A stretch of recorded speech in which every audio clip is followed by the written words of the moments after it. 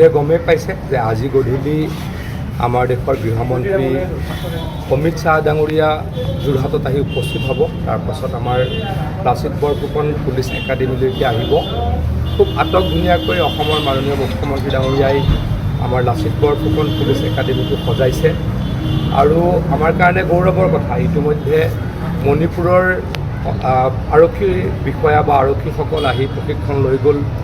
গোৱাৰ আৰক্ষীসকলেও প্ৰশিক্ষণ লৈ আছে আৰু মই জানিব পাৰিছোঁ যে ভূটানৰ আৰক্ষীসকলো ইয়াত ট্ৰেইনিং ল'বলৈকে অহাৰ কথা।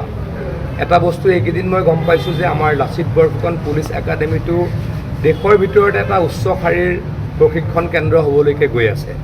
প্ৰথম পৰ্যায়ৰ যি প্ৰশাসনিক ভৱন বা লেবৰেটৰী বা এই গোটেইখিনি অহাকালি আমাৰ গৃহমন্ত্ৰী ডাঙৰীয়াই ৰাইজৰ কাৰণে বা আৰক্ষীসকলৰ কাৰণে উচৰ্গা কৰিব। আৰু দ্বিতীয় ফেজ য'ত নেকি আমাৰ হোষ্টেল আৰু প্ৰায় 400-450 ফ্লেটছ আমাৰ যিসকল বিষয়া কৰ্মচাৰী আৰক্ষী তাত থাকিব, প্ৰশিক্ষণ থাকিব, তেখেতলোকৰ কাৰণে আধাৰশিলা কৰিব। মুঠৰ ওপৰত অসমৰ কাৰণে এটা ভাল খবৰ, ভাল দিন।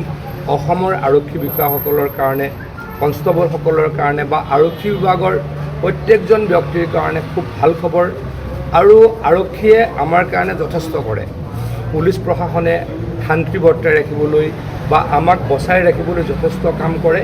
গতিকে তেখেতলোকক ভাল পৰিৱেশ এটা দি প্ৰশিক্ষণ কৰোৱাটো আমাৰ কাৰণে অত্যন্ত গুৰুত্বপূৰ্ণ।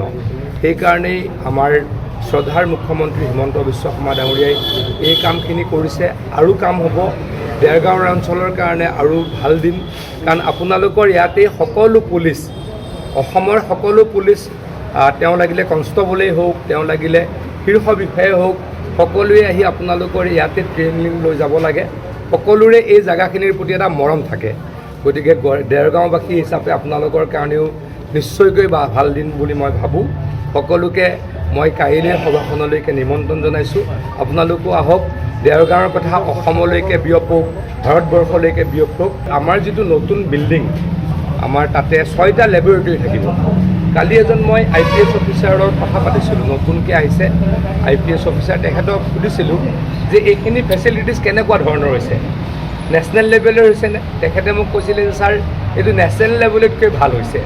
6টা লেবৰেটৰী ক'তো নাথাকে বা 6টা ক্লাছৰুম ক'তো নাথাকে।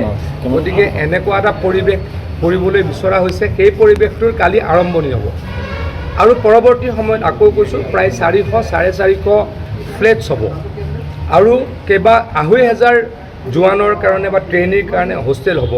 এইসমূহৰ কাৰণে কালি নতুনকৈ আধাৰশিলা হ'ব। মূলতঃ এই দুটাই কালি প্ৰগ্ৰেম। তাৰ লগত সংগতি ৰাখি গৃহমন্ত্ৰী ডাঙৰীয়াই এখন সভা অনুষ্ঠিত কৰিব। মই ভাবোঁ যে প্ৰায় 30,000 ব্যক্তি আপোনালোকৰ এই অঞ্চলৰ পৰা গৈ উক্ত সভাখনত সৌন্দৰ্যবৰ্ধন কৰিব।